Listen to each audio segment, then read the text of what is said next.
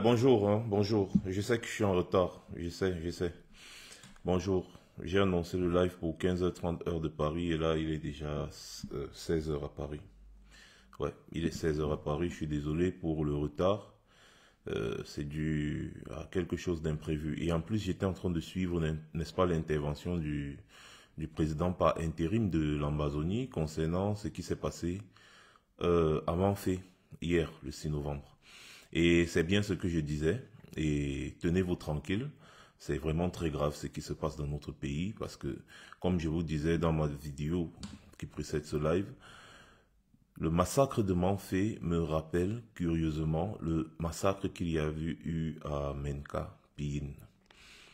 C'était en 2018 comme ça, si je me rappelle encore bien.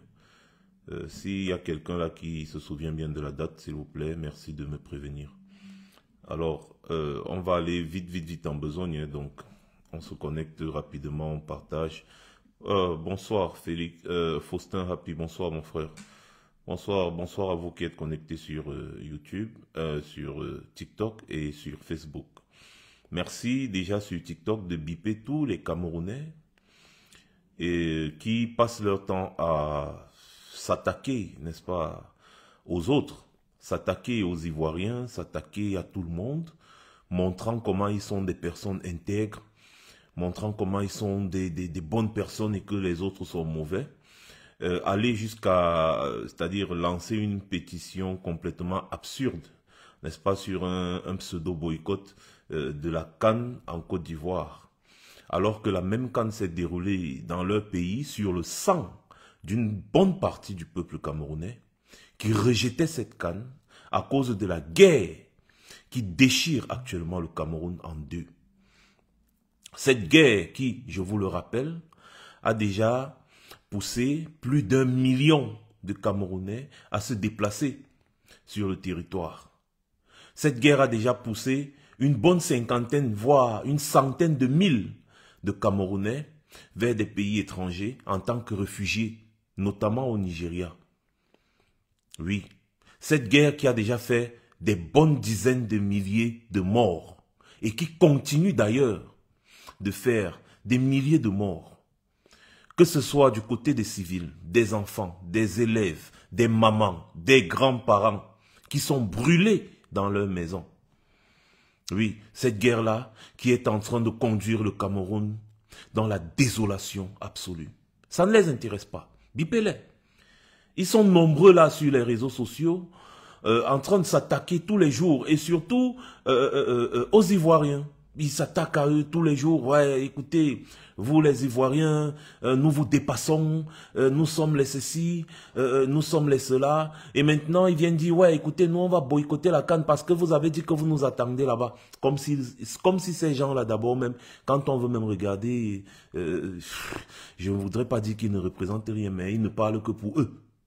Ils ne parlent que pour eux. Je vous ai déjà dit que on reconnaît un peuple fort quand il est capable de s'attaquer d'abord à ses propres problèmes. C'est comme ça qu'on reconnaît un peuple fort. Comme les Ivoiriens.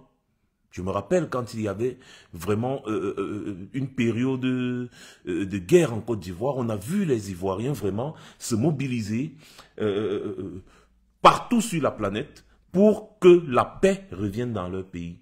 Et cette mobilisation a porté ses fruits. Les Camerounais n'ont pas de leçons à donner aux Ivoiriens en ce qui concerne le bien-être. Les Camerounais n'ont pas de leçons à donner aux Ivoiriens. Désolé, vraiment. On dit les choses telles qu'elles sont.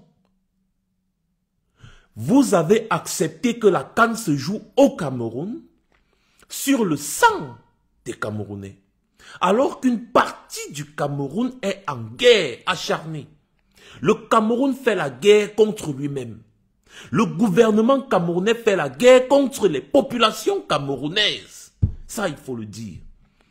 Combien de fois avez-vous lancé une pétition pour demander que cette guerre s'arrête? Vous étiez très joyeux d'aller dans les stades qu'on a construits avec l'argent du contribuable au-delà de la valeur. Certains stades même ne sont pas achevés jusqu'à aujourd'hui. À quoi vous servent ces stades? On vous a dit qu'un pays en guerre ne doit pas accueillir la fête du football. Parce qu'on ne peut pas faire la fête pendant qu'une partie du pays est en guerre. On vous a dit ça. Est-ce que ça vous a intéressé? Ce qui vous intéresse, bien évidemment, c'est, écoutez, c'est la Côte d'Ivoire, comme d'habitude. Alors, merci beaucoup à Facebook, à ceux qui sont déjà connectés. Merci de partager massivement. Faites un maximum de partage. Vous savez très bien que la restriction que mes pages subissent ces temps-ci, c'est la catastrophe. Donc, si vous ne m'aidez pas en envoyant des cœurs, même si vous êtes seulement 10, hein, en envoyant des cœurs tout le temps, ça aide à débloquer la page. Je ne sais pas pourquoi la communauté de Facebook est comme ça. C'est-à-dire, la communauté de Facebook est la plus mauvaise communauté des réseaux sociaux. La plus mauvaise communauté, il faut leur rappeler tous les jours. Si je tourne mon téléphone là sur TikTok, vous allez voir comment les cœurs montent. Je suis sur TikTok en même temps. Voici le téléphone. Je suis sur TikTok en même temps. Si je tourne, vous allez voir comment les cœurs sont en train de monter sur TikTok. Ça monte seulement. Mais sur Facebook, on dirait que pour mettre le cœur, c'est un problème. Alors que les cœurs là sont là, justement pour nous aider à protéger nos pages. Pendant que vous nous regardez sans mettre les cœurs, les gens qui nous combattent sont en train de mettre les têtes de mort et sont en train de signaler les lives. Ça fait en sorte que nos pages sont constamment bloquées. Constamment bloquées. Sur Facebook, je faisais des lives avec au moins 8 000, 10 000 personnes. Mais aujourd'hui, c'est là, à peine s'il y a 100 personnes qui se connectent. Pourtant, les pages Facebook, mes pages Facebook comptent au total quoi? 250 000 abonnés. Mais seulement, ici sur TikTok, je n'ai même pas encore 50 000 abonnés sur TikTok. Mais tu sens que tu es vraiment avec une communauté. Ils réagissent. Sur Facebook, il faut rappeler tous les jours. Et ça devient fatigant. Voilà. Donc, bonsoir encore à vous. Hein. Bonsoir à ceux qui sont connectés déjà sur toutes les plateformes. Merci, n'est-ce pas? Mon introduction était peut-être longue. Et puis, j'ai fait un petit coup de gueule. C'est mes gens de Facebook qui sont comme ça, on se comprend. Ils ne vont pas se fâcher. Il faut parfois leur donner un peu de poum-poum-poum là. Voilà. Donc, j'étais en train de gueuler mes chers frères camerounais qui s'en prennent. John Curtis, bonsoir. J'étais en train de gueuler mes chers frères camerounais qui s'en prennent aux Ivoiriens en disant que, ouais, écoutez, les Ivoiriens ont dit que si nous on vient à la CAN, ils vont nous faire ci. Si nous on vient à la CAN, ils vont nous faire ça. Ils oublient le traitement qu'ils ont réservé aux Ivoiriens chez eux. Quand ils huaient les Ivoiriens, quand ils méprisaient les Ivoiriens chez eux lors de la CAN. Pourtant, la CAN est censée être un événement de fête. Mais ils sont partis passer leur temps à huer. Et aujourd'hui, ils ont peur que les Ivoiriens se comportent de la même façon vis-à-vis d'eux, au point de lancer une pétition pour dire que le Cameroun boycotte la Côte d'Ivoire, la CAN en Côte d'Ivoire, patati patata. C'est-à-dire les gens se prennent tellement au sérieux sur les sous-problèmes, les inutilités des gens qui ne valent absolument rien, zéro, que dalle. Les bavardeurs, les amuseurs publics, qui leur a dit que leur avis, même là, même d'abord, compte même. On vous demande juste de vous ranger derrière le peuple camerounais et de demander qu'on arrête la guerre, c'est tout. À ça, au moins, vous pouvez être utile. Pour le reste, c'est zéro. Vous n'êtes rien, vous ne représentez rien pour lancer une campagne de boycott. Je suis désolé. Parce que les gens vous regardent pour se distraire. Les gens ne vous regardent pas parce que vous êtes trop intéressant. Et c'est justement à cause des bêtises que vous faites à longueur de journée sur les réseaux sociaux que vous vous retrouvez en conflit tout le temps avec les Ivoiriens. Pourquoi moi, en tant que Camerounais, je ne suis pas en conflit avec les Ivoiriens? Au contraire, quand je regarde la communauté TikTok ici, là, ceux qui me soutiennent massivement, ce sont les Ivoiriens, les Maliens, les Sénégalais, les Guinéens. Ils sont nombreux là à me soutenir, sauf les Camerounais. Parce que quand un Camerounais se connecte sur ma page, il sait seulement insulter. Les Ivoiriens, même quand tu n'es pas d'accord avec eux, ils savent argumenter. Et c'est pour ça que j'ai toujours dit que vraiment, les Camerounais, c'est les enfants de la maternelle et les Ivoiriens, c'est les étudiants. C'est le jour et la nuit. Voilà. Donc, voilà, bipez-les, qu'ils viennent ici écouter ce qui se passe dans leur pays. Je vous ai dit dans ma vidéo qui annonçait le live ici que l'affaire qui s'est passée à Manfé là n'était pas claire. Parce que le gouvernement s'est vite empressé d'envoyer les gens, envoyer les messages, les audios. Les messages et les audios dans les groupes WhatsApp accusant les ambazoniens. Alors que ce sont eux-mêmes qui disent que des individus que personne n'a vus, des individus non identifiés, sont venus et ont ouvert le feu sur des populations civiles. Ces gens-là, ils envoient les messages dans les groupes WhatsApp. Ils disent, oh, comment les ambazoniens font ci, oh, comment les ambazoniens font ça. Ils ont déjà identifié que ce sont les ambazoniens qui ont fait. Lorsque vous voyez ce genre de communication après un acte aussi grave, directement vous vous dites que ça sent la manipulation. C'est exactement ce qui s'est passé à Menkapine, où toujours des jeunes avaient été massacrés dans leur maison pendant la nuit et pendus au plafond. Ils ont commencé le matin à accuser les ambazoniens. Sauf que c'était sans compter qu'il y avait des papas qui étaient des chasseurs, qui partaient, qui rentraient du champ et qui ont vu ce qui s'est passé. Ils se sont cachés au champ. Les papas là sont sortis, ils ont témoigné à visage découvert en disant qu'ils ont vu les militaires camerounais en train de commettre cet acte. Et ça a tout changé. On a vu le gouverneur venir là avec le procureur de la région, il vient, il tourne, il disait que oui, vraiment, c'était les... Ils ont maintenant changé la version, ils ont dit c'était les ambazoniens qui étaient réfugiés c'était un petit hôtel, c'était un motel, une auberge. Ils disaient que ce sont les ambazoniens qui étaient réfugiés dans cette auberge-là et dont les militaires ont eu l'information et ils sont partis mener l'opération. Il y a eu un échange de coups de feu et c'est comme ça là qu'on a tué les gens là, patati patata. Sauf que normalement, quand le gouvernement annonce toujours avoir tué les ambazoniens, il montre les armes. Parce que s'il y a eu échange de coups de feu et que vous avez réussi à neutraliser tous ceux qui étaient en face, eh bien il y a les armes. Comme ils le font d'habitude, hein. Ils présentent que voici les armes que nous avons saisies, voici les munitions, voici les ceci. Ni coq, ils n'ont rien présenté. Jusqu'aujourd'hui, on attend toujours que l'enquête de Menkapine aboutisse. Jusqu'aujourd'hui, l'enquête là n'a jamais abouti. Jusqu'aujourd'hui. Alors, expliquez-moi, comment à Manfé, il y a eu un massacre, Et là, on accuse déjà les ambazoniens. On dit déjà que oui, ce sont les ambazoniens, ce sont eux. Ça, c'est curieux. C'est très curieux. C'est très curieux. Et donc, dans ma curiosité, comme d'habitude, j'ai mené des fouilles, des recherches pour essayer de comprendre. Et c'est là où je suis tombé sur la vidéo, n'est-ce pas, du président par intérim de l'Ambazonie. Hein? Lui là, je vais essayer de vous passer sa vidéo là. Je vais essayer de vous passer sa vidéo. En attendant, permettez-moi d'abord, s'il vous plaît, de partager aussi le live sur mes autres pages. Je vous en prie. Le temps que les gens se connectent aussi. Voilà. Yes. Good afternoon, Alex. Welcome. Welcome. Et le temps que vous partagez aussi le live, partagez le live sur TikTok, s'il vous plaît. Merci beaucoup pour les cœurs. Waouh. Vous êtes vraiment formidable sur TikTok là. Merci beaucoup à vous pour ces cœurs que vous envoyez tout le temps pendant les lives. Merci aussi de mettre les cœurs sur Facebook, s'il vous plaît. C'est important pour, n'est-ce pas, pour la performance de la page. Je vous ai montré que la page Max Seigneur officielle est au rouge. Donc ça veut dire que plusieurs personnes n'ont pas reçu de notifications. Donc peut-être ils verront le live plus tard. Peut-être ils verront le live plus tard. Mais ça ne vous empêche pas de partager. Je vous ai toujours dit, si 10 personnes partagent 10 fois dans 10 groupes, ça fait beaucoup. Ça fait 1000, je crois, ça va faire 100 partages, 100 partages, 100 partages, 100 partages fois 10. Attendez un peu, donnez-moi 2 secondes. Cross-postage, 100. Ça va faire une bonne centaine de partages et c'est déjà beaucoup. Donc, ça veut dire que si vous êtes 100 et vous partagez 10 fois, ça fait 1000 partages. Et c'est beaucoup. Et c'est énorme. Donc, faites un maximum. Voilà. Bien, merci. Hein, merci à vous. Merci.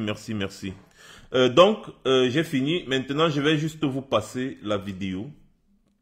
Et nous allons écouter attentivement. Dites-moi si le son est bon pour que je puisse bien modifier le son.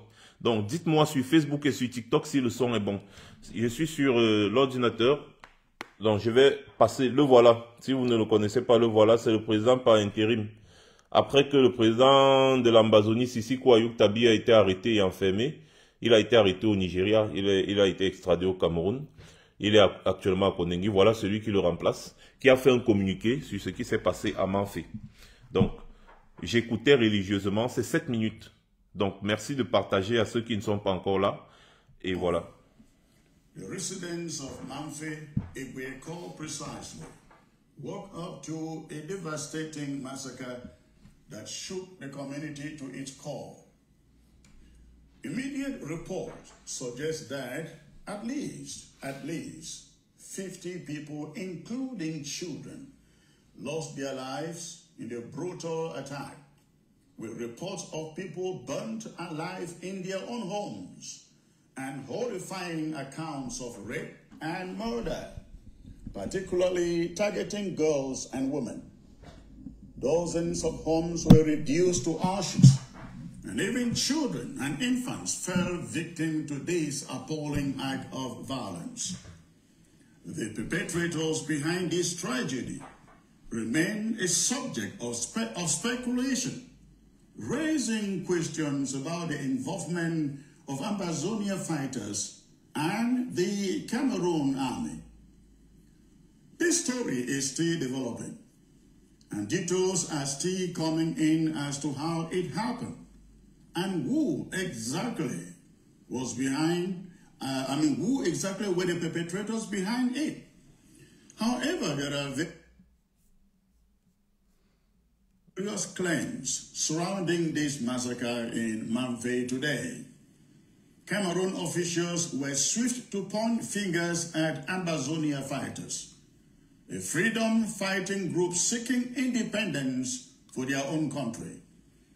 However, there is a lack of concrete evidence so far linking Ambazonia fighters to the scene of the incident.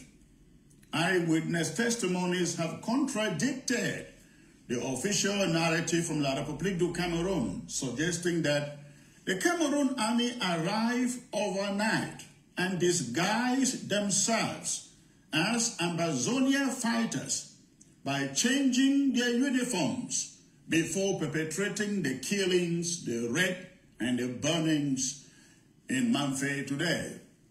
Civilians have noted that the alleged involvement of Ambazonia fighters seems unlikely due to their historical tactics. Throughout the struggle for independence, Ambazonia independence, Ambazonia fighters have not been known to engage in acts of arson, particularly burning of homes. This discrepancy raises doubts about attributing the massacre to the ARF, as their modus operandi does not align with the reports of widespread destruction and burning of homes today in Manfé. One of the most significant points of concern is the presence, ladies and gentlemen, is the presence of a gendarmerie post in the immediate vicinity of this incident. The gendarme post, responsible for maintaining security, they say, and of course law enforcement, should have intervened in the face of such a massive catastrophic event. They did not. There have been no reports of any intervention or assistance provided by the gendarme post during the killings and burnings. Their whereabouts have... Donc, apparemment, il y aurait un poste de gendarmerie pas loin de l'endroit où le massacre aurait été commis. A été commis parce que oui, le massacre a été commis. Curieusement, aucun gendarme de ce poste n'a bronché. Aucun gendarme de ce poste de gendarmerie n'a osé intervenir pendant le massacre, pendant que le massacre avait lieu. Pourquoi? Donc, continuons. Not been accounted for throughout that incident. Nobody knows where the gendarmes were when these homes were burned, dozens of homes burned, over 50 people killed, and there is a gendarme post in the vicinity, and nobody is accounting for their activity. None of it is seen.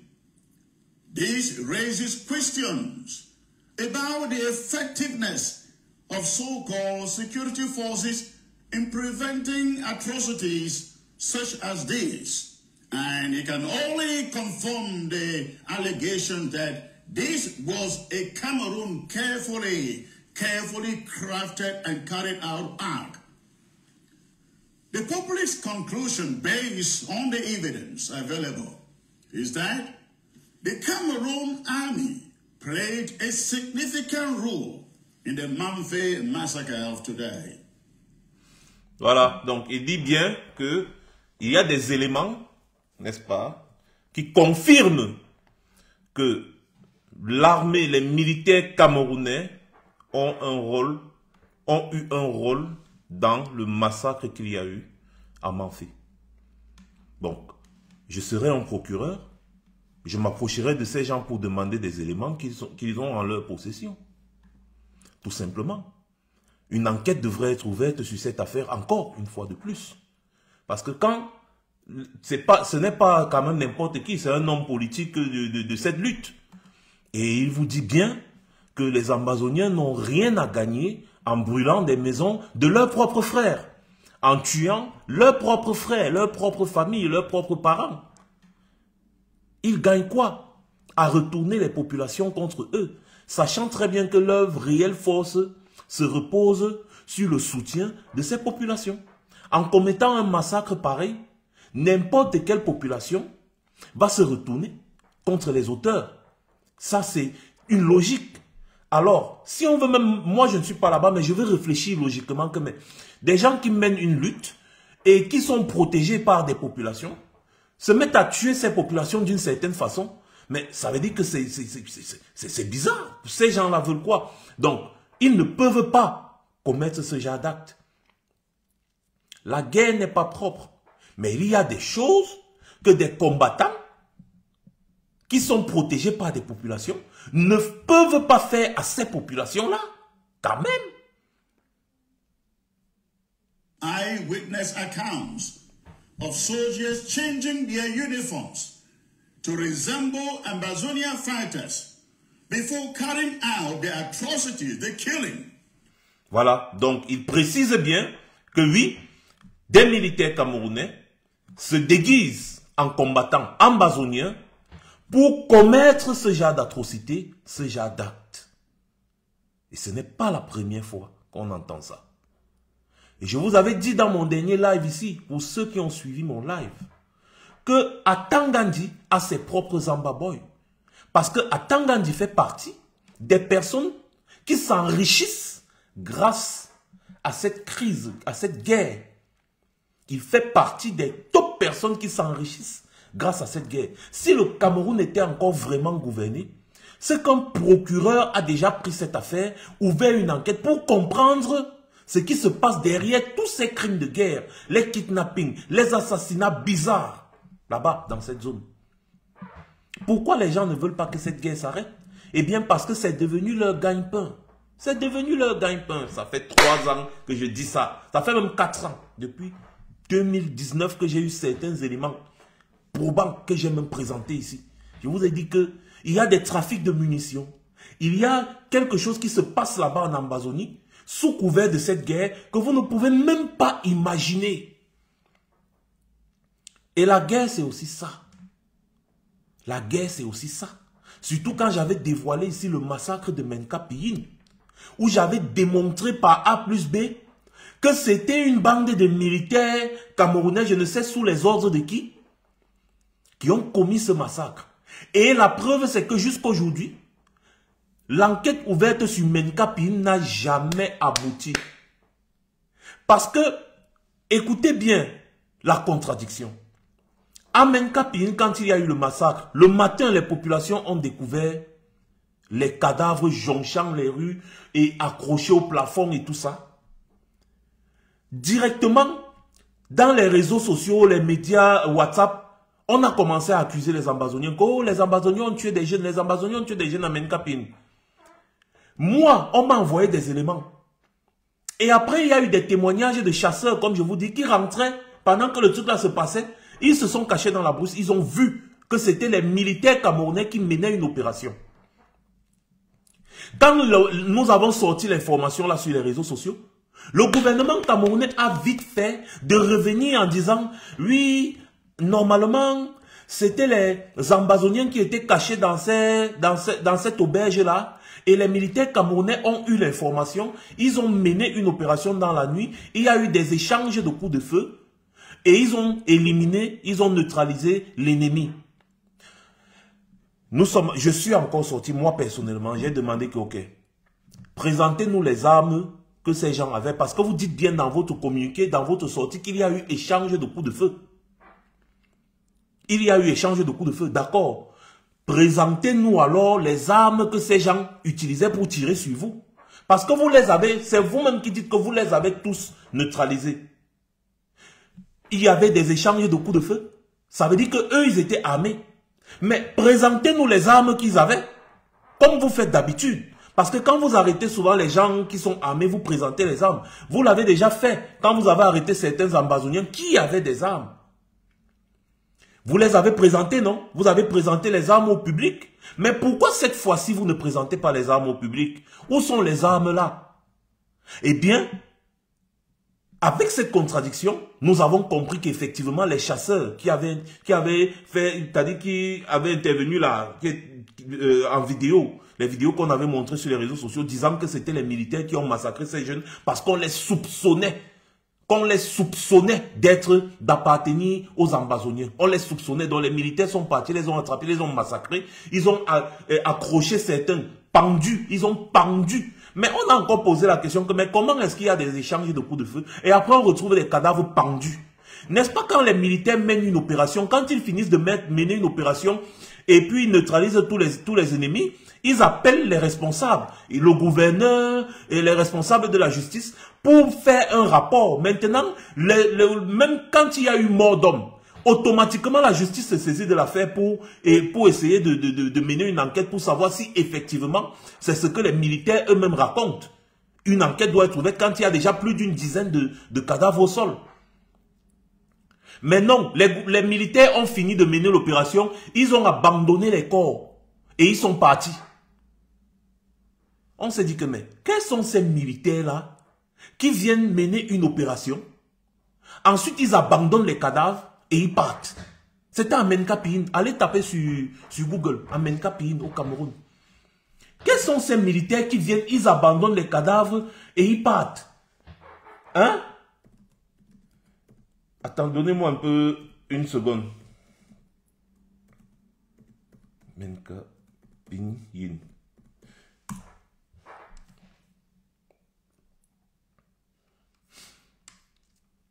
Voilà. C'était ça. Donc, on trouvait les corps au fur et à mesure.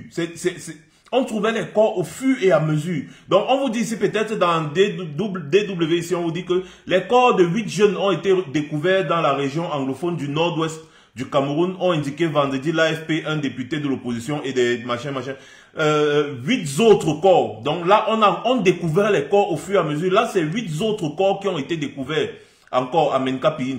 Donc, il y en avait tellement. Et si vous partez sur Internet, vous lisez. Voilà, ça, je vous donne peut-être Cameroun Concord News.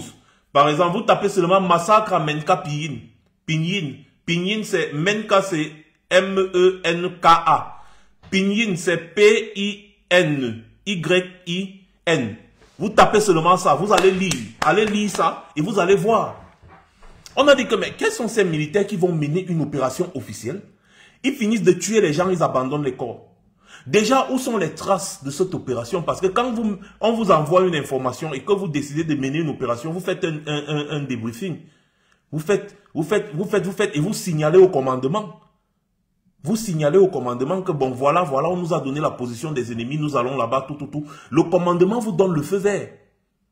Et c'est documenté. Donc, une opération militaire officielle est documentée. Donc, sortez-nous tout ça. Ils ont commencé à bégayer. C'est là où on a compris qu'effectivement, les militaires étaient partis et ils ont massacré des jeunes. Tout comme, toujours dans la même crise, On avait retrouvé un matin des maisons, j'ai dit tout un village brûlé. Tout un village brûlé. Comme d'habitude, ils ont vite fait d'accuser les Ambazoniens. En disant que les Ambazoniens ont brûlé ces maisons parce qu'ils disaient que les gens qui habitaient dans ces maisons-là donnaient les informations aux militaires. On a dit, ah. Dès qu'ils ont dit ça, les vidéos sont sorties. Donc, quand les militaires sont arrivés dans le village là, en représailles aux populations de ce village, accusant ces populations-là de soutenir et de garder les Ambazoniens chez eux, certaines de ces populations ont fui dans la brousse. Et d'autres sont restés sur les arbres et ont filmé ce qui se passait. Quand les militaires sont arrivés dans ce village, ils ont brûlé toutes les maisons. Il y a certaines maisons, il y avait les gens dedans. Vous vous souvenez? Ils avaient brûlé des maisons où il y avait une grand-mère de 96 ans, Maman Happy. Maman Happy. Vous vous souvenez bien? Une maman de 96 ans qui ne pouvait plus marcher. Donc, comme les gens avaient fui, la maman est restée. Les militaires ont brûlé la maman là dans la maison. Maman Happy. Avec une petite fille. Oui. Oui. C'est encore documenté sur les réseaux sociaux et dans les journaux. Allez, je ne raconte, je n'invente rien. Donc, il y a le village de Maman Happy, il y a un autre village. Et l'autre village, dont là aussi, ils disaient que c'était les Ambazoniens. Quand on a sorti les vidéos, montrant des militaires camerounais en train de verser l'essence et brûler les maisons des gens. Pourtant, plus tôt, on nous avait dit que c'était les Ambazoniens. On a dit non, c'est les Ambazoniens. Mais comment est-ce que les Ambazoniens vont faire ce genre de représailles à des populations qui font partie de leur propre famille? Parce que le nord-ouest et le sud-ouest du Cameroun, c'est la même famille. C'est les mêmes gens, ils parlent presque le même patois partout. C'est la même famille. Donc, et les enfants qui prennent les armes aujourd'hui, là, ce ne sont pas des mercenaires venus d'ailleurs. Ce sont les enfants de ces gens. Les frères, les sœurs, les tantes, les cousins, les oncles, même les jeunes filles. Ce sont les enfants de ces gens-là qui prennent les armes. Alors toi, tu prends les armes pour lutter pour l'indépendance de ton pays et tu viens tuer ton frère ou ta soeur qui n'a pas pris les armes, ta famille, parce que ce sont leurs familles. Et ces gars-là mènent la guerre de quelle façon? Ils mènent la guerre, t'as dit bloc by bloc. Bloc by bloc, ça veut dire que si toi tu es né et tu as grandi à Kumba, n'est-ce pas? Tu ne peux pas quitter de Kumba pour aller faire la guerre à Bamenda. Tu fais la résistance à Kumba. Donc ce sont les enfants de Kumba qui se battent pour Kumba. Les enfants de Moyoka se battent pour Moyoka. Les enfants de tel se battent pour... Donc les enfants de tel secteur se battent pour le secteur. Parce que on ne veut pas voir les étrangers. On ne veut pas voir les étrangers dans un secteur. Ce qui fait en sorte que tout le monde se connaît. Tout le monde se connaît. C'est une crise, c'est une guerre que je suis depuis le premier jour que ça a commencé. J'ai dit bien depuis le premier jour que ça a commencé.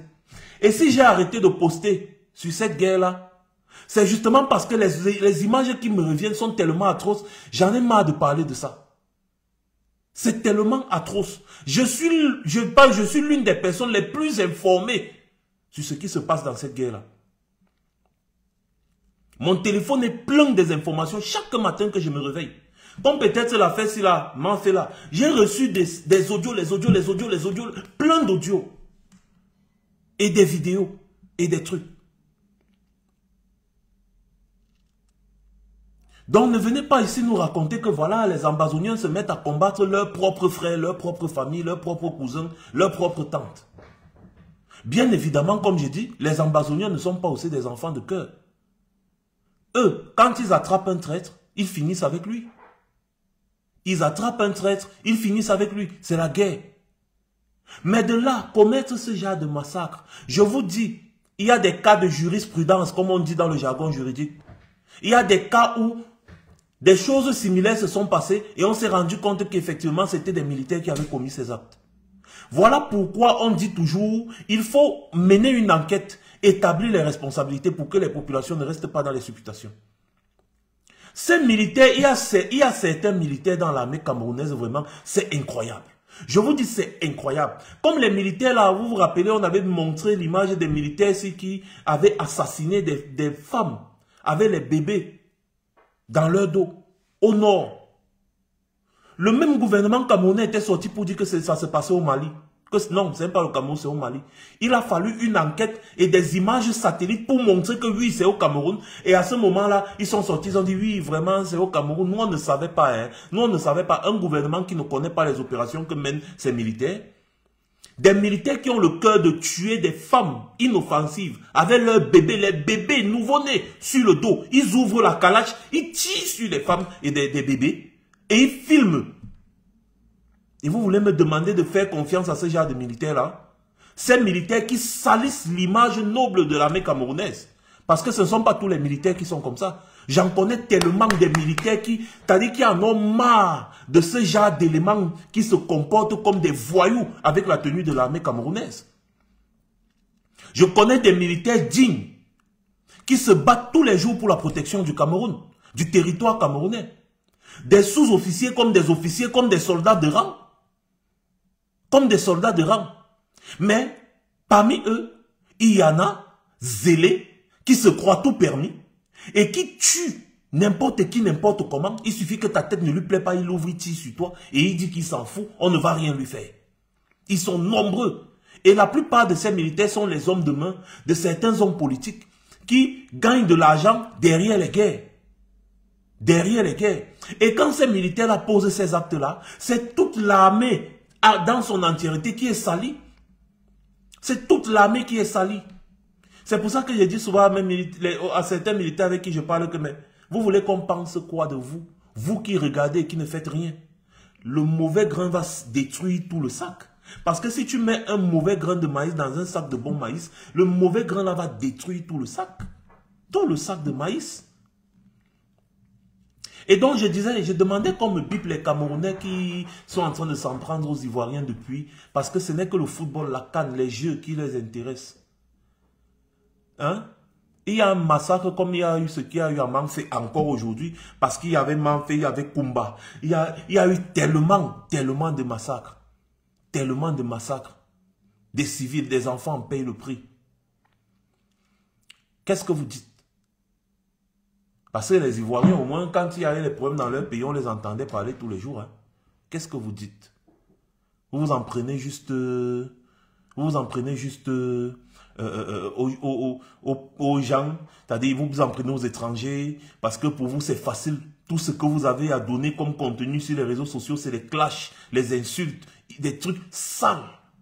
Et après vous vous prenez au sérieux, vous pensez réellement que vous représentez quelque chose pour le Cameroun, ou alors que vous pouvez parler au nom des Camerounais. Vous allez voir toujours parmi ces gens les plus gros tribalistes, les plus gros haineux qui sont là, qui passent le temps à exacerber la haine tribale dans leur propre pays. Et ensuite, ils vont venir dire aux Ivoiriens, je suis Camerounais, hein, je suis le continent, je suis Camerounais, je suis le continent. Heureusement que ces Ivoiriens-là savent vous traiter. Heureusement que ces Ivoiriens-là savent vous traiter. Tout simplement. Et le Camerounais, lui, il est comme ça. C'est-à-dire que quand tu dis quelque chose qui ne lui plaît pas, pour lui, il veut ta mort. C'est comme ça que lui, il est. Le Camerounais, quand tu es devant lui, n'est-ce pas, vous faites une course. Si tu es devant lui et c'est une ligne, il n'y a pas moyen de contourner. Et tu es devant lui. Tu vois un peu, tu cours plus que lui. La seule chose qu'il va réfléchir, c'est comment est-ce qu'il va t'abattre pour passer.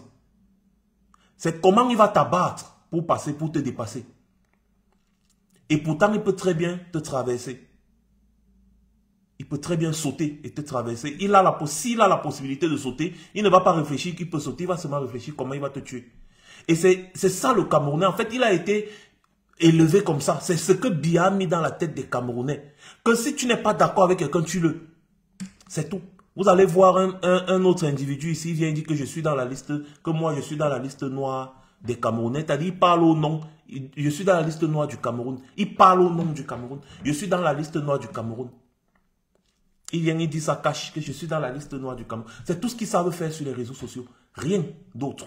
Rien d'autre. Et ils se caractérisent par ça. Tout le monde les connaît déjà, ces voyous-là. Tout le monde les connaît déjà.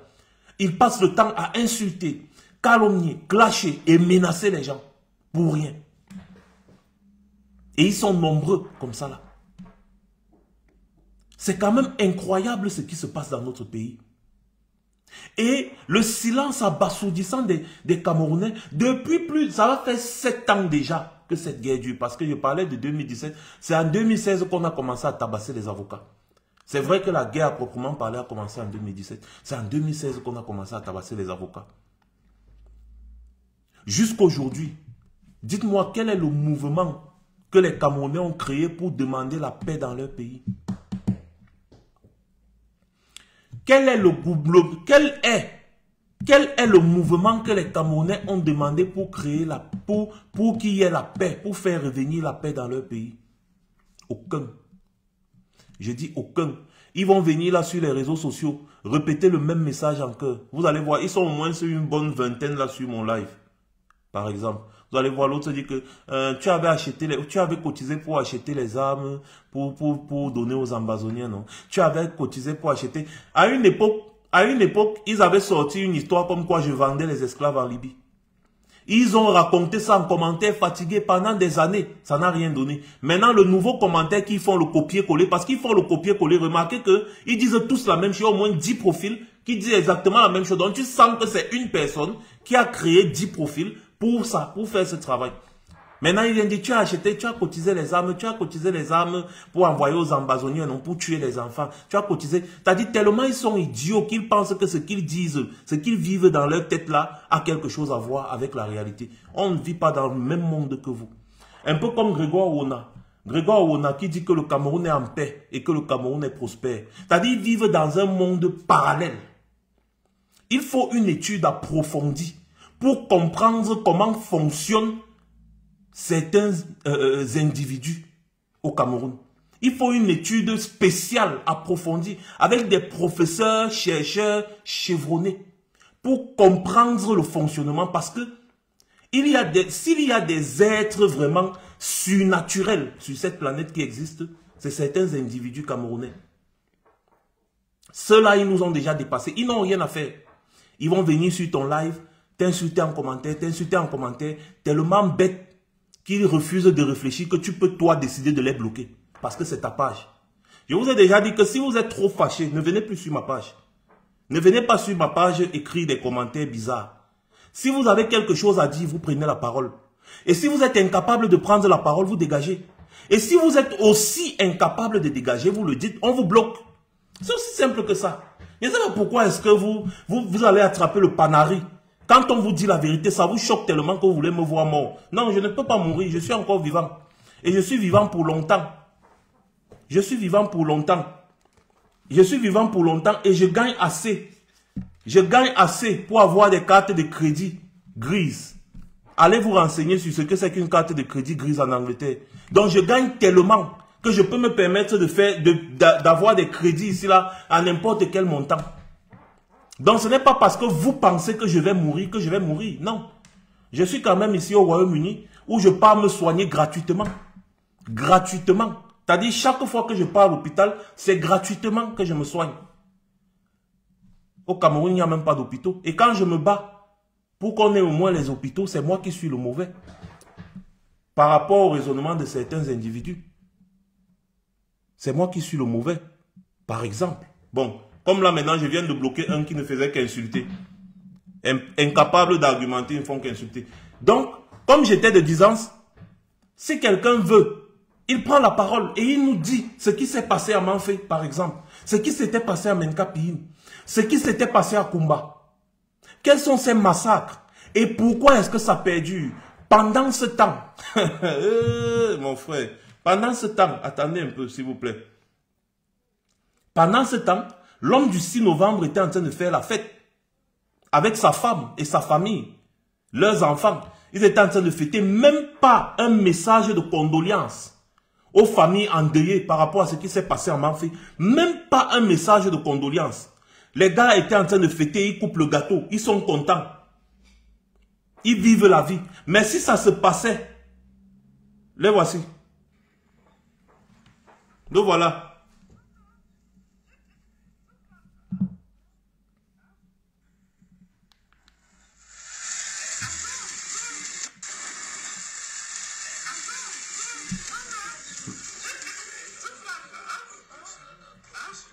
Il est tellement vieux Il est tellement vieux qu'il ne connaît même plus à quel moment la bougie s'allume. Il est tellement vieux qu'il ne connaît même plus à quel moment la bougie s'allume. Il y a un massacre comme ça dans son pays. Il est président depuis 41 ans. Il préfère fêter ses 41 ans au pouvoir parce que c'était le 6 novembre 82 qu'il a prêté serment. Donc il préfère ses 41 ans au pouvoir. 41 ans au pouvoir. Il préfère fêter 41 ans au pouvoir. 41 ans. Au lieu de faire un petit communiqué. Au moins c'est même un message de condoléances aux familles qui ont été endeuillées à cause du massacre de Manfé.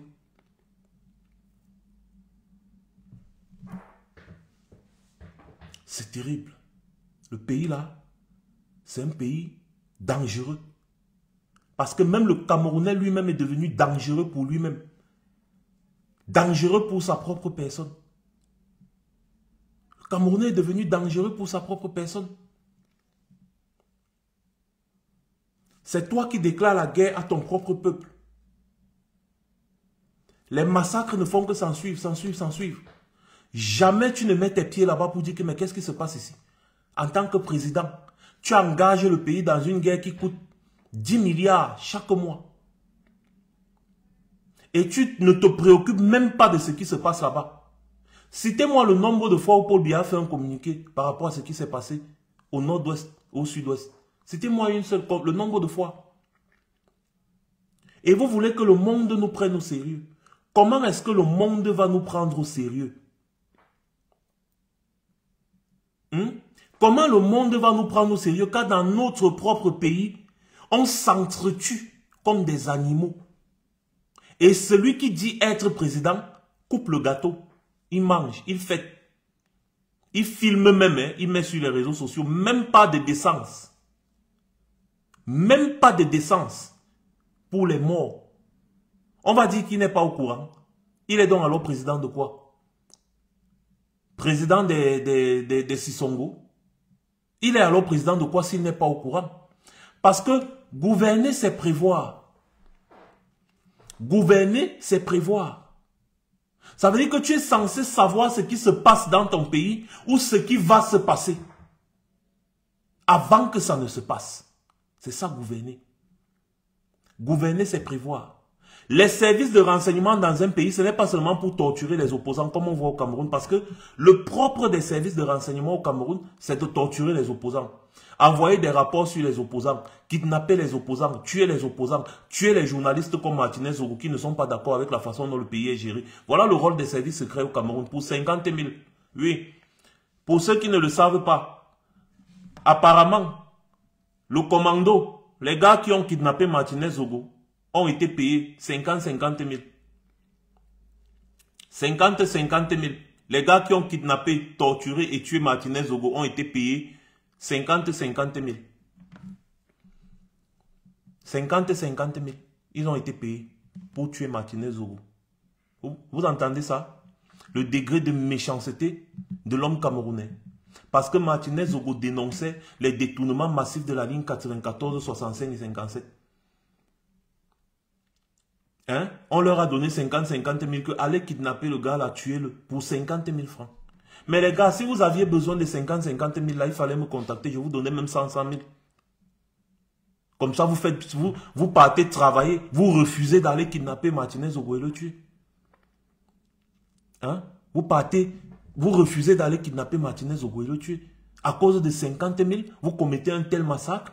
Donc imaginez déjà si des militaires, parce que c'était des militaires, imaginez si des militaires formés peuvent descendre aussi bas à cause de 50 000. Imaginez ce qu'ils sont capables de faire dans les zones en guerre. S'ils voient que ça peut leur apporter un petit 500 000, un petit 200 000. Imaginez ce qu'ils sont capables de faire dans une zone en guerre. Imaginez. Pour 50 000 francs, vous partez kidnapper, vous torturez quelqu'un atrocement et ensuite vous le tuez. Pour 50 000. Ah. Oh.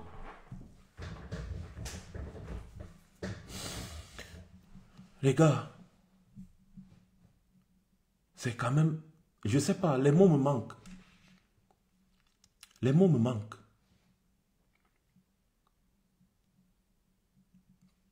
Les mots me manquent. Je suis sidéré. Je suis dépassé. Et quand tu vois le comportement des Camerounais, parce que les Ivoiriens les ont un peu taquinés. Les gars disent qu'ils veulent lancer une pétition pour que les Camerounais boycottent la CAN en Côte d'Ivoire. Il faut que les autorités ivoiriennes se prononcent sur cette affaire. Non.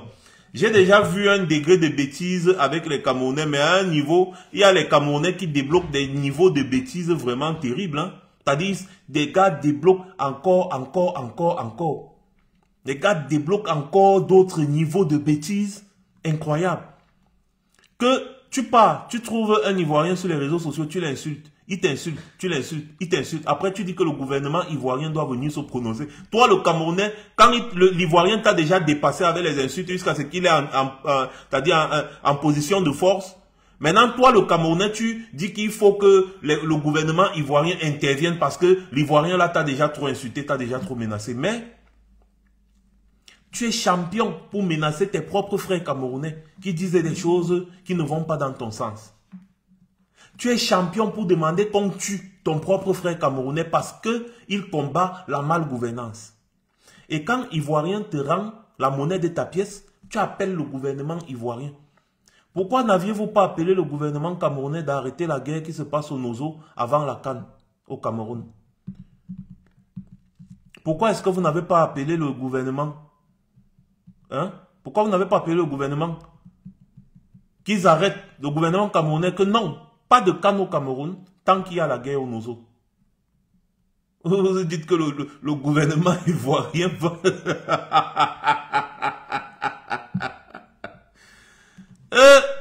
Oh, les Doumkov.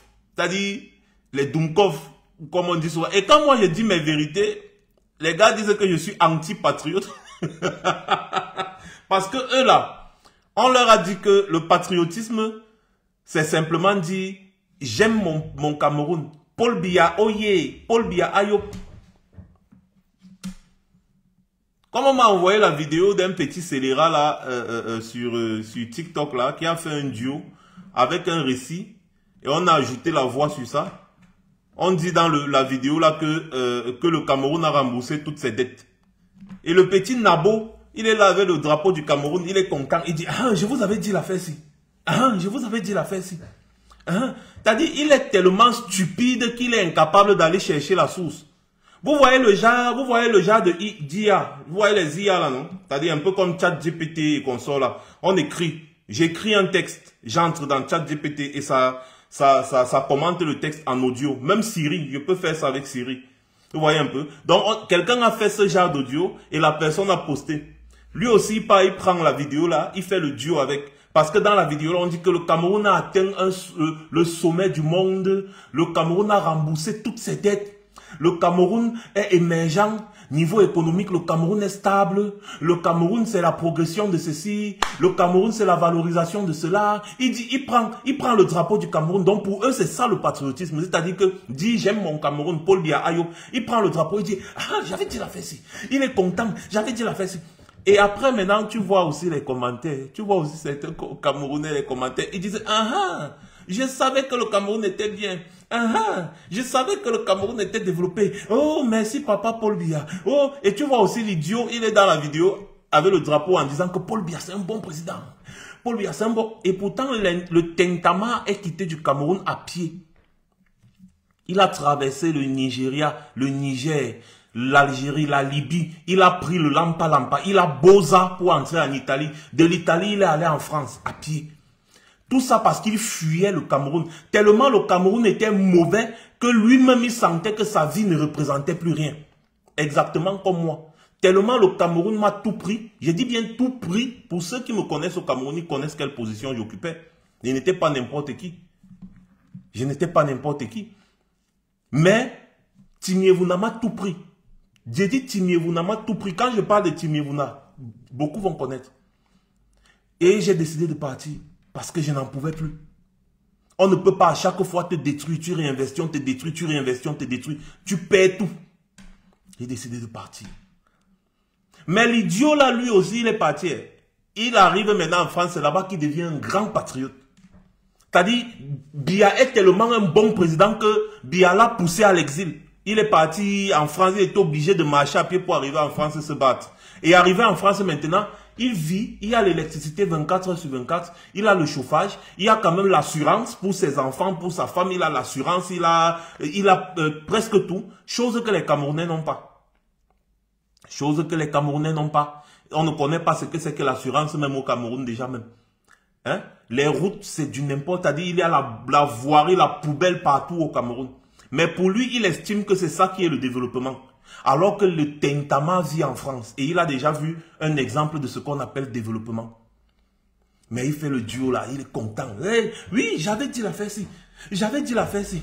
Et j'avais dit la faire ci. Alors qu'un journal camerounais que j'ai posté ici là, vous relate très bien quelle est la dette du Cameroun et comment est-ce que le Cameroun s'est endetté.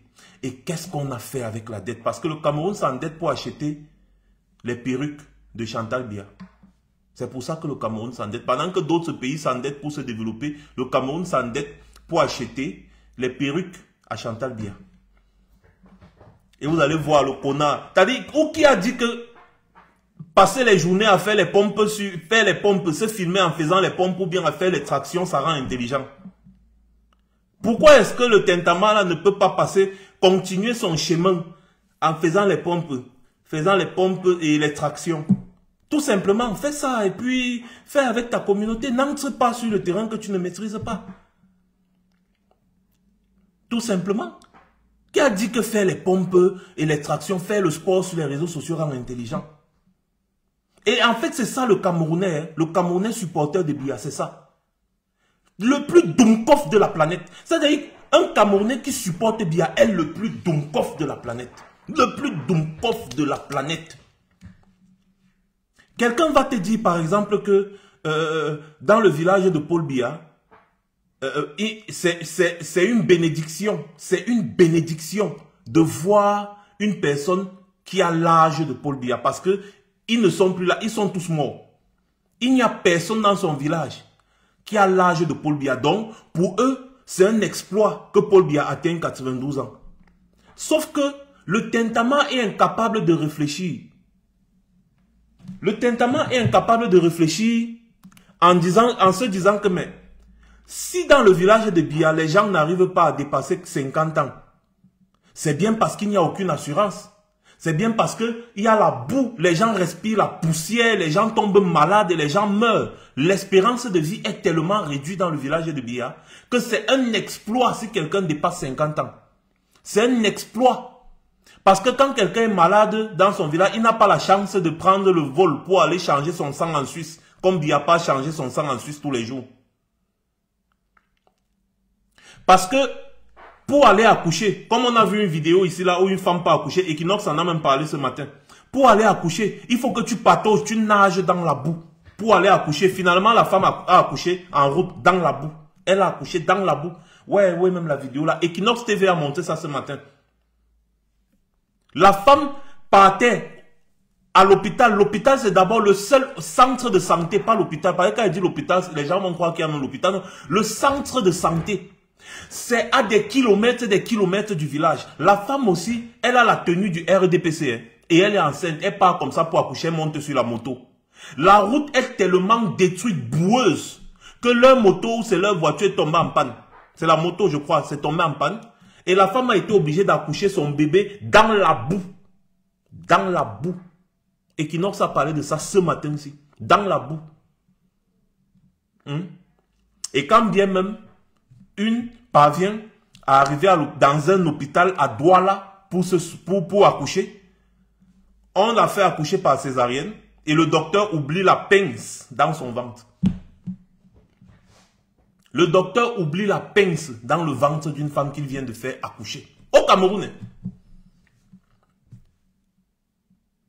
C'est après 3 jours.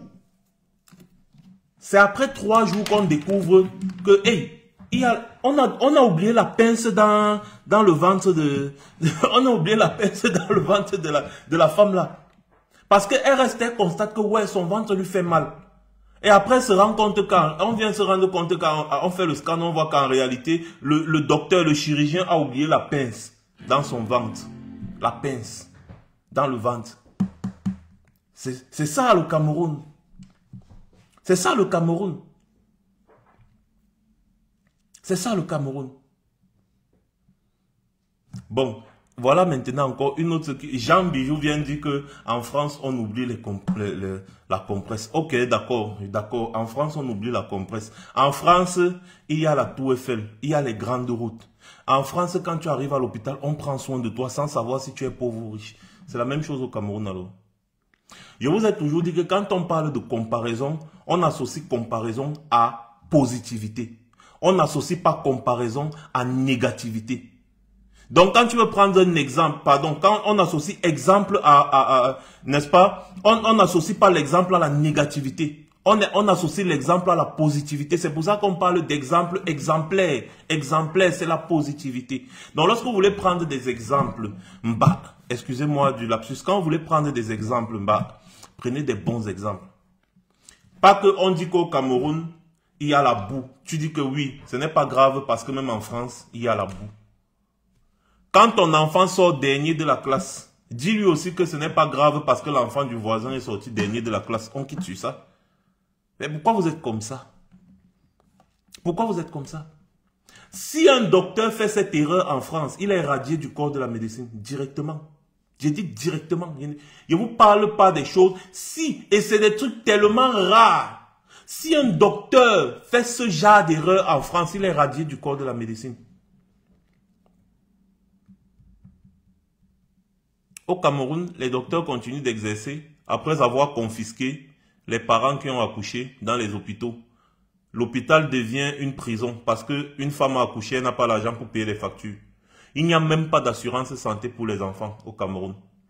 Au Cameroun, les enfants meurent parce qu'on cherche la couveuse. C'est-à-dire, une femme vient d'accoucher, l'enfant ne respire pas bien. Une femme vient d'accoucher, l'enfant ne respire pas bien. On doit mettre l'enfant dans la couveuse. Il n'y a pas de couveuse. On parcourt toute la ville avec l'enfant. Il n'y a pas de couveuse. Un patient qui est en réanimation, on doit le déplacer pour une intervention dans un autre hôpital. Parce que dans l'hôpital, là, il n'y a pas le matériel. Dans l'hôpital où il est, n'est-ce pas, en réanimation, il n'y a pas le matériel. On le met dans l'ambulance. Seulement, dans l'ambulance, il n'y a pas d'oxygène. Le patient est en réanimation, il a besoin de machines pour respirer. Dans l'ambulance, il n'y a pas d'ambulance avec l'oxygène. Les gars estiment quand même que oui, on peut le mettre le temps d'arriver dans l'autre hôpital. Il peut survivre sans respirer. Je ne sais pas quel genre de docteur réfléchit comme ça. Et ils réussissent quand même à mettre le patient dans l'ambulance là alors qu'il n'y a pas d'oxygène dans l'ambulance. C'était sans compter les casses de route qu'il y a à Yaoundé. Les routes cassées. Si bien que le patient meurt en route. Le patient meurt en route, manque d'oxygène et trop de secousses. Le patient est mort. Ça aussi, ça se passe en France. Ça aussi, ça se passe en France, non? N'est-ce pas? Voilà les choses, les réalités du Cameroun. Là où, dans tout un marché, il y a les cacas qui coulent. Tous les jours, ça coule comme l'eau. Les gens viennent dans le marché là acheter les denrées tous les jours pour manger. Ça aussi, ça se passe en France. Là où le camion qui vidange les cacas vient déverser les cacas dans un marché. Ça aussi, ça se passe en France. N'est-ce pas? Bon, ce que je sais, c'est que le président français ne vient pas se soigner au Cameroun. Par contre, le président camerounais va se soigner en France tous les jours avec l'argent du contribuable français. Il ne s'agit pas de moi ici, Simon. Donc, celui qui m'indexe encore en commentaire, je le bloque. Parce que ici, on parle d'un sujet, on ne parle pas de moi. Donc, quand tu dis Max, toi, tu as quel exemple, tu montres quel exemple, Max, tu machin, patati patata. Quand les journalistes relatent ce qui se passe, pourquoi vous ne demandez pas aux journalistes là aussi de montrer l'exemple?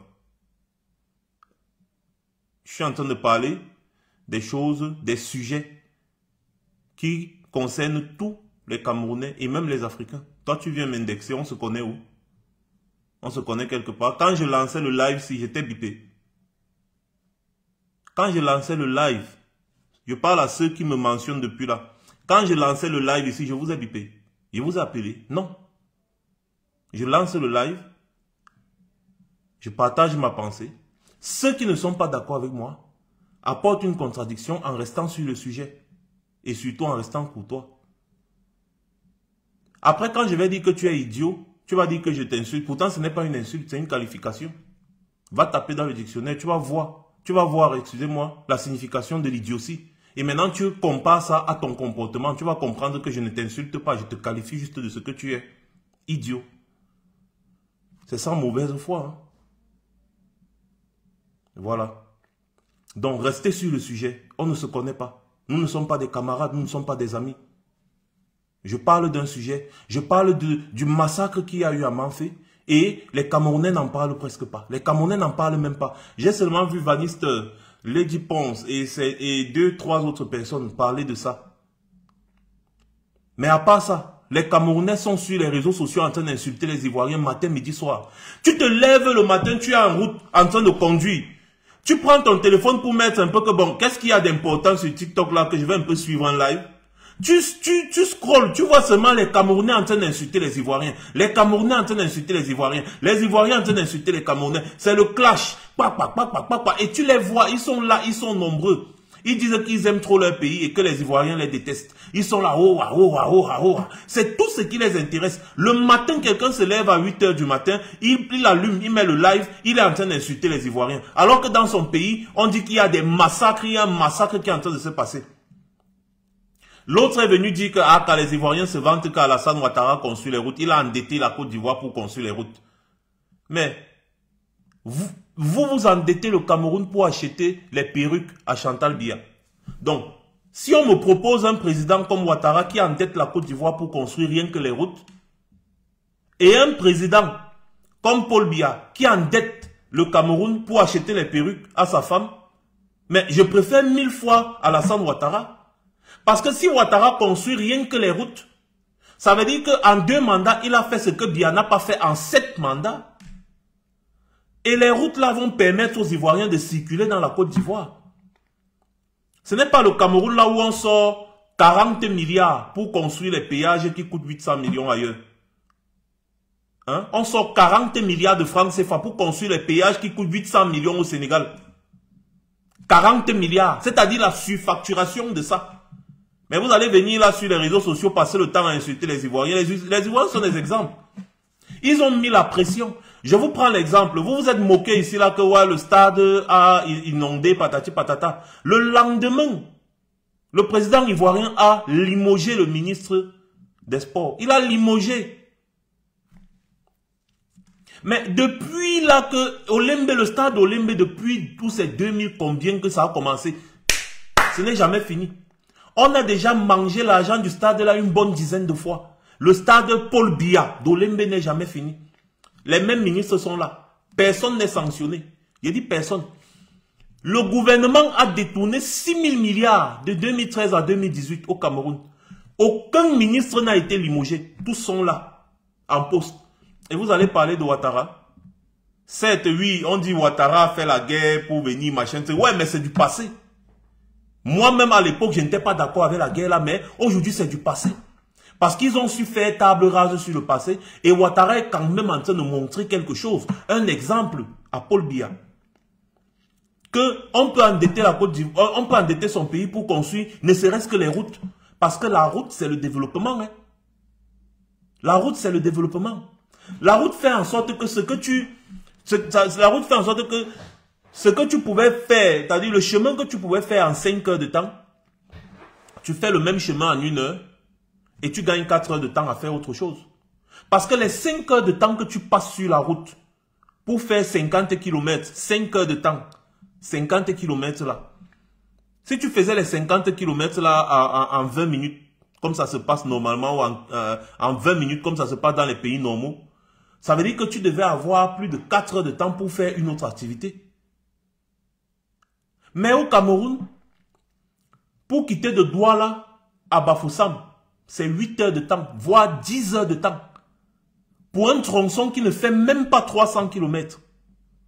Même pas 300 km, tu fais 10 heures de temps. À cause des nids de pédris, les nids de poules, les nids d'autruches, les nids d'éléphants sur la route.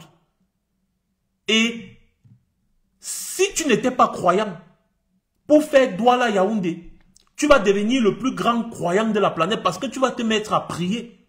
C'est-à-dire le Cameroun est le seul pays au monde où, quand tu prends la route pour quitter d'une ville à une autre, tu te transformes en croyant.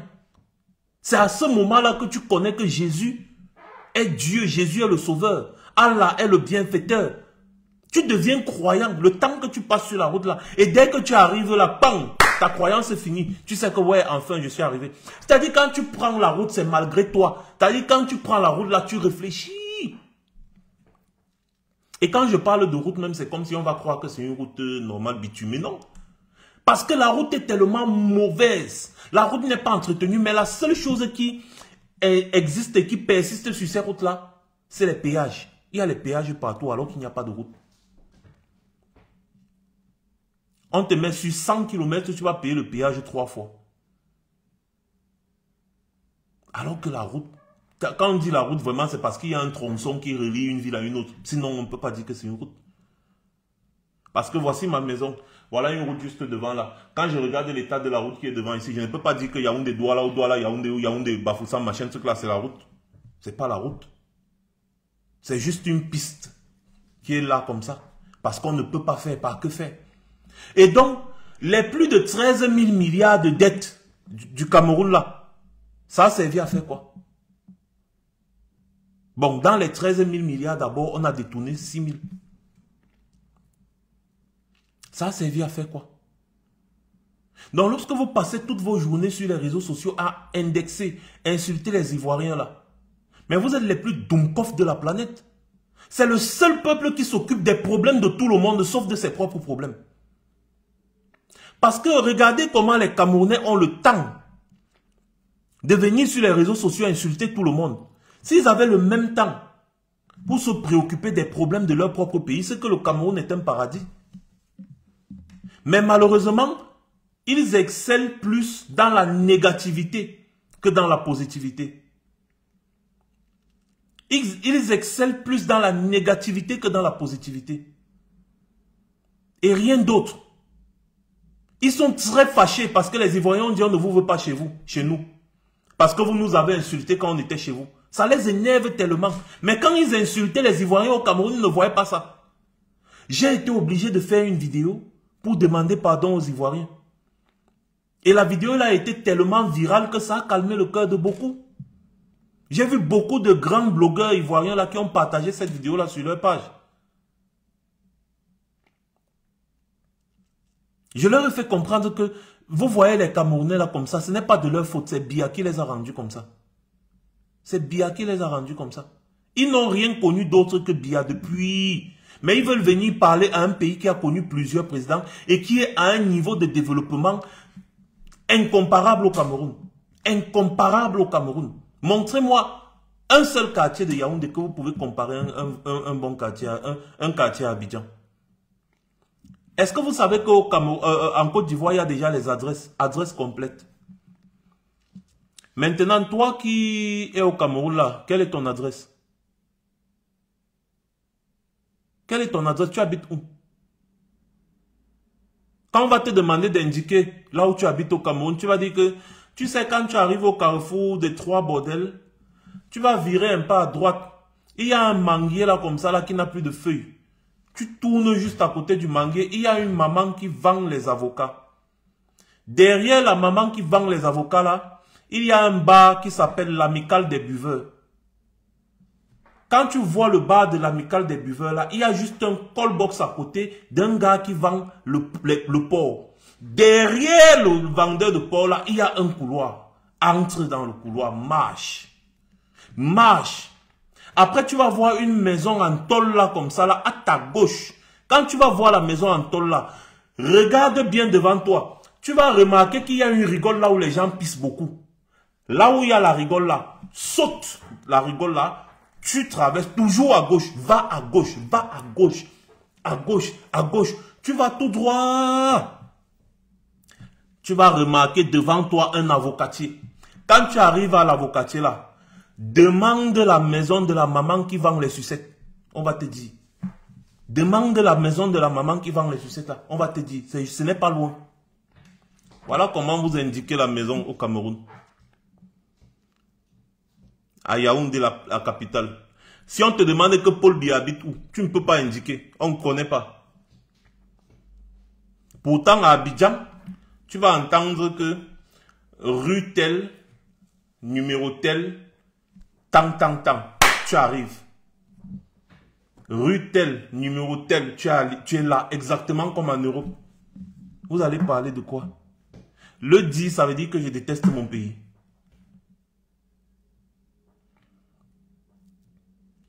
Le dit, ça veut dire que je déteste mon pays. Si je mens, venez me dire. C'est tout ça qu'on dénonce. Parlez des problèmes de votre pays. Parlez des problèmes de votre pays.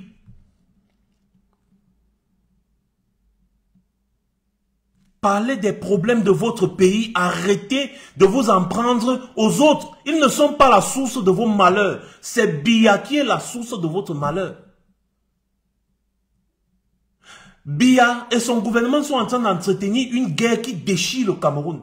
Cette guerre coûte plus de 10 milliards chaque mois. Vous vous rendez compte? Est-ce que vous vous rendez même compte? Qu'est-ce qui ne va pas avec les Camerounais même? La guerre là coûte plus de 10 milliards de francs par mois au Cameroun. C'est comme ça là qu'on comprend que le Cameroun est un pays vraiment très riche. Parce qu'un autre pays dans cette situation, ça serait déjà vraiment la catastrophe. Demandez à Biya d'arrêter la guerre là. Les pétitions que vous voulez lancer là, lancez la pétition plutôt pour que Biya arrête la guerre. Arrêtez votre cinéma que vous faites sur les réseaux sociaux. Vous croyez que vous êtes trop intéressant, trop important, au point d'indexer le gouvernement ivoirien sur vos bêtises que vous faites à longueur de journée sur les réseaux sociaux là. Lancez la pétition pour demander à Biya d'arrêter la guerre. Là, on est d'accord. Là, on est d'accord. Il y a Afrique Insoumise qui dit « Et toi, tu te crois important ?» Je vous ai dit que le sujet ici, ce n'est pas moi. Et contrairement à vos idiots que vous suivez à longueur de journée sur les réseaux sociaux, je m'adresse à toi maintenant, Afrique Insoumise là. Moi, j'ai mobilisé physiquement plus de 50 000 Camerounais et Africains à Paris. Montre-moi une personne parmi toutes les personnes que vous suivez sur les réseaux sociaux là qui a pu faire ça. Montre-moi.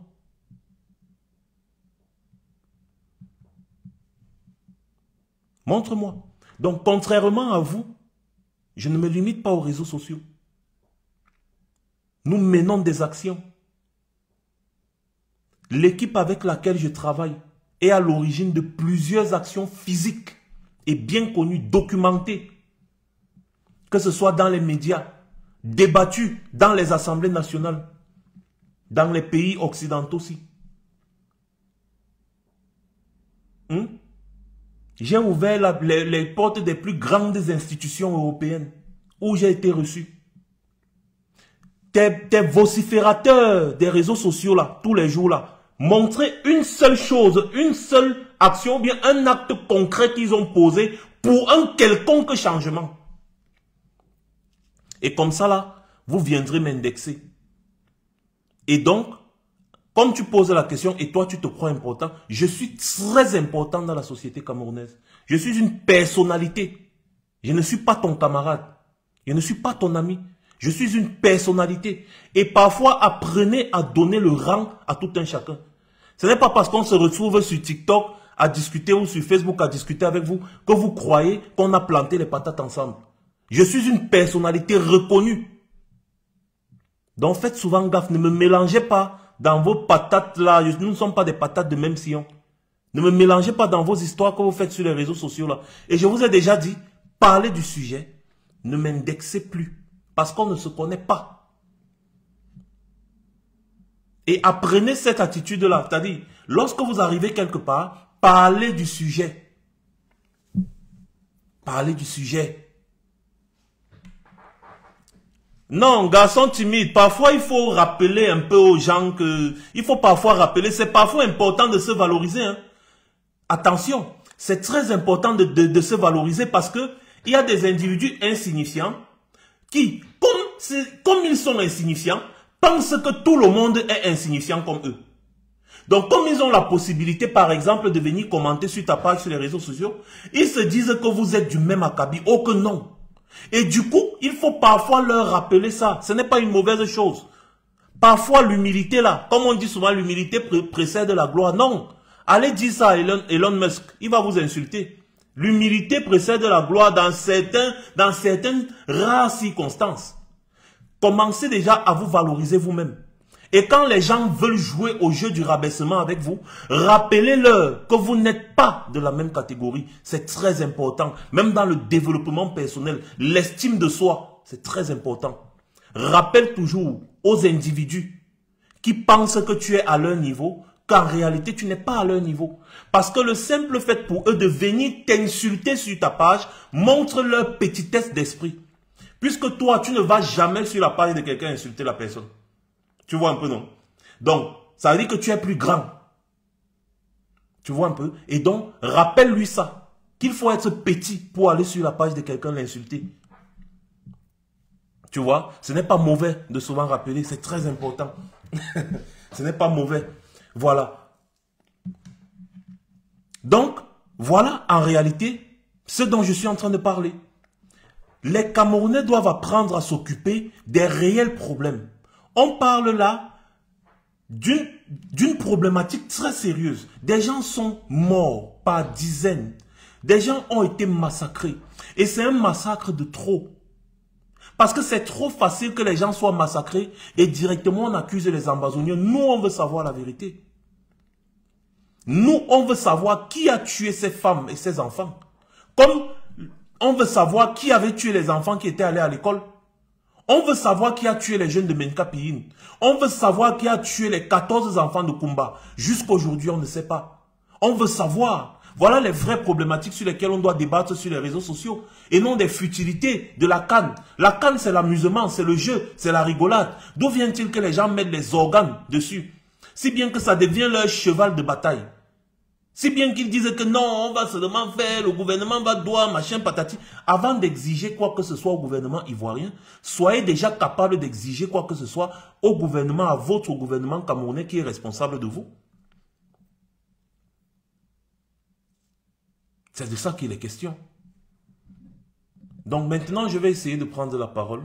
Je vais donner la parole. Il y a Sergio qui veut intervenir. S'il y en a qui veulent intervenir... Kano Willy, j'espère que tu vas bien mon frère. S'il y en a qui veulent intervenir, prenez la parole et parlez. On vous écoute. Bonjour monsieur Max. Bonjour. Vous allez bien? Je me porte comme le Cameroun. Ah, je suis désolé. Est-ce que vous me suivez bien sur Facebook? Si vous suivez bien sur Facebook là, dites-moi. Franchement, j'espère que ça ira dans les prochains jours et dans les prochaines semaines, si possible dans les prochaines années. Ça va être compliqué pour moi parce que là, la première phrase va carrément déconcentrer. Mais franchement, beaucoup de courage. Franchement, c'était juste pour vous dire que j'admire le travail que vous faites. Je pense que vous êtes l'un des Camerounais qui aime vraiment son pays. Je suis persuadé que vous vous faites fusiller parce que généralement la vérité dérange beaucoup. Mais je pense que ce que vous dites, ce que vous décrivez, c'est vraiment pour que le Cameroun se porte mieux, c'est vraiment pour que le Camerounais lambda puisse être heureux. Donc moi, j'ai pas grand chose à dire concernant, parce que l'Ivoirien en général n'aime pas trop se mêler dans des histoires qui sont un peu extérieures. Mais on sait très bien ce qui se passe chez vous au Cameroun, et puis on espère que de plus en plus de personnes comme vous vont dénoncer tout ce qui se fait pas bien de la faute là. Merci. C'est vrai que voilà. Donc c'était vraiment ma participation. Et puis allez, bon courage et tout. Et puis, merci beaucoup. Merci à toi, Sergio. Alors, on écoute Mariam. Bonjour, monsieur Max Senior. Bonjour. C'est la première fois que je vous vois, je vous découvre et je viens tout de suite de m'abonner à votre page. Merci. Je ne connais pas votre page Facebook, mais je vais la chercher. C'est le même nom, c'est le même nom. Max Senior officiel partout, YouTube, Facebook. D'accord, d'accord. J'ai apprécié votre objectivité. Ce n'est pas que vous avez pris parti pour la Côte d'Ivoire. Vous avez été objectif et vous avez essayé d'aller à l'essentiel. L'essentiel étant l'intelligence dans tout ce qui arrive actuellement. Vraiment, merci beaucoup. Je vous ai pris en route. Je n'ai pas tout entendu, mais en tout cas, ce que j'ai entendu me rassure. Ça me rassure sur la qualité. Je ne doutais pas de la qualité des Camerounais parce que j'en ai connu beaucoup, des personnes très intelligentes, très brillantes. Et vraiment, je suis très, très contente de voir que vous comptez parmi ces personnes-là. Maintenant, ce qu'on a sur la toile, malheureusement, de notre côté en Côte d'Ivoire ou du côté du Cameroun, c'est pas très intelligent tout ce qui se passe là. Vraiment, c'est dommage. Et c'est bien que vous soyez là pour essayer de ramener les gens à l'ordre. Je vais rester en bas. Si je veux intervenir, je vais remonter. Merci beaucoup. Merci à toi, Mariam. Bienvenue dans la communauté. Merci. Vous pouvez me faire des... Joie de vivre. On t'écoute. Sur Facebook, dites-moi en commentaire si c'est bon. On t'écoute, joie de vivre. Bonsoir, monsieur Max Senior. Bonsoir. Voilà, en fait, moi, c'est la première fois que je vous vois. Voilà, c'est la première fois que je tombe sur un live et vraiment, vos messages vraiment m'ont captivé. Voilà, et automatiquement, je me suis abonnée à vous parce que en fait, vous êtes quelqu'un qui décriait, en fait, le mal. C'est vrai que c'est votre pays, le Cameroun. Vous voyez, vous aimez votre... Moi, mais je me dis quoi, quand on aime quelque chose et que cette chose n'est pas, n'est pas trop bien, vaut mieux décrier pour que cette chose revienne à l'ordre, en fait. Et c'est ce que vous êtes en train de faire. Et moi, je tiens vraiment, vraiment, vraiment à vous féliciter pour ça. Et ce que je voudrais dire à mes frères camerounais, parce que nous sommes tous des frères. Voilà, qu'on le veuille ou pas, nous sommes des frères. Le Cameroun, la Côte d'Ivoire, c'est... Bon, on peut dire que nous sommes des jumeaux, quoi. Voilà. Donc, qu'on arrête... Parce qu'à voir ce qui se passe sur les réseaux, vraiment, moi, ça m'écoeure. Les injures par-ci, les injures par-là. Vraiment, c'est pas bien. Parce que nous sommes africains. C'est pas bien de se déchirer à cause de quoi? D'une semcane. Donc, qu'on arrête. Et aussi, il faudrait que les Camerounais apprennent à décrier ce qui ne va pas dans leur pays. Je pense que ça va, au contraire, ça va mieux les arranger. Je ne dis pas que les Ivoiriens sont parfaits, non. Mais il y a un côté qui est bon. C'est que quand quelque chose ne va pas, automatiquement, tout le monde se met sur la toile pour dire non, telle chose n'est pas bon. Ils ont fait ceci, ils ont fait cela. Et tu vois, dans les jours à venir, ça change. Et quand ça change, c'est pour le bien de tout le monde, de toute la population. Voilà, il ne faudrait pas qu'ils couvrent ce qui n'est pas bon. Non, au contraire, quand tu vas couvrir ce qui n'est pas bon, mais ça va finir par ressortir. Ça va finir par ressortir. Donc vraiment, qu'ils prennent le courage à deux mains pour décrier ce qui ne va pas. Si aujourd'hui, ils arrivent à décrier ce qui ne va pas dans leur pays, vous allez voir que, puisque tout le monde en parle, vous allez voir que les autorités du pays vont prendre ça en compte et ils vont améliorer ce que la population décrit. Vous voyez, non? Vu que tout le monde n'est pas habilité à aller sur les réseaux sociaux, il y a des personnes influentes qui vont sur les réseaux sociaux. Donc, qui prennent la peine de décrier ça. C'est pas une faiblesse, en fait. C'est que moi, je ne sais pas une faiblesse. Au contraire, ça va les grandir et ça va améliorer l'image de leur pays. Exactement. Voilà, donc c'est ce que moi, je voulais dire. Donc, vraiment, merci et continuez dans ce que vous faites. Merci beaucoup. Merci pour les encouragements et bienvenue dans la communauté. Merci. Alors, Emerson Guy, on t'écoute. Oui, merci mon frère.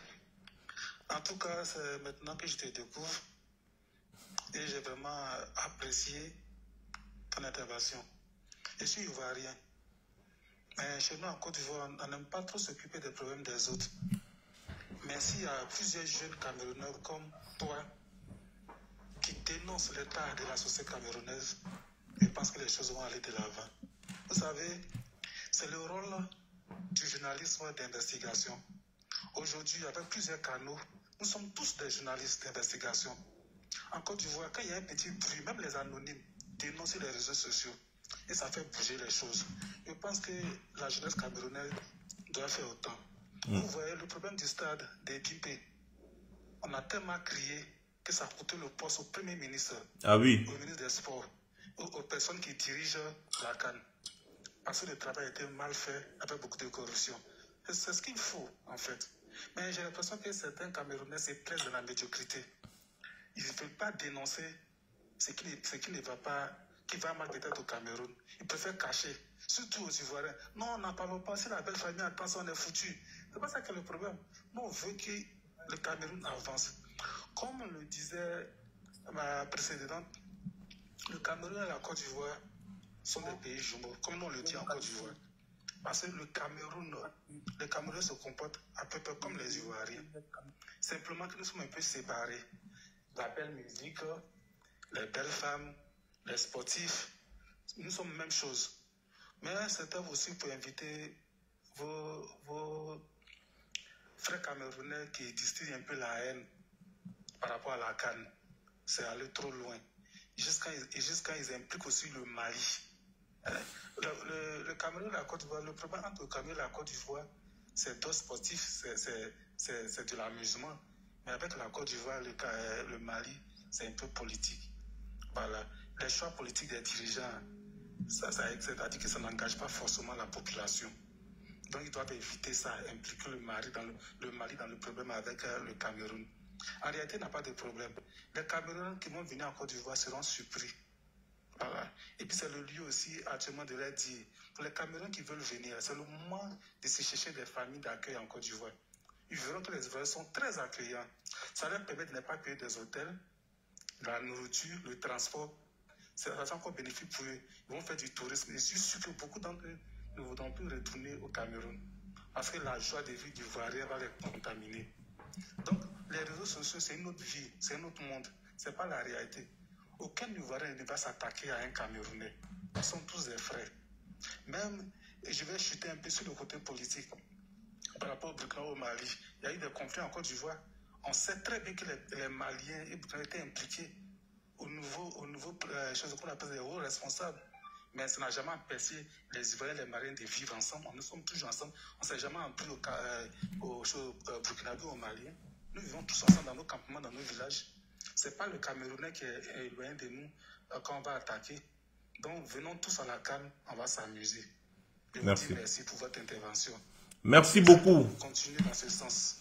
Merci beaucoup, Emerson Guy. Déjà, commencez à me chercher une famille d'accueil parce que je risque d'être là-bas. D'accord, pas de souci. Merci à toi. Je vais m'abonner à votre Facebook. D'accord. Merci. Merci à toi, voilà. Alors, Martial, on t'écoute, remets ton micro.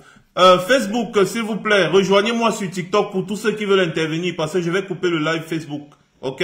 Bisous à vous là-bas et puis rejoignez-moi sur TikTok. Passez une bonne soirée.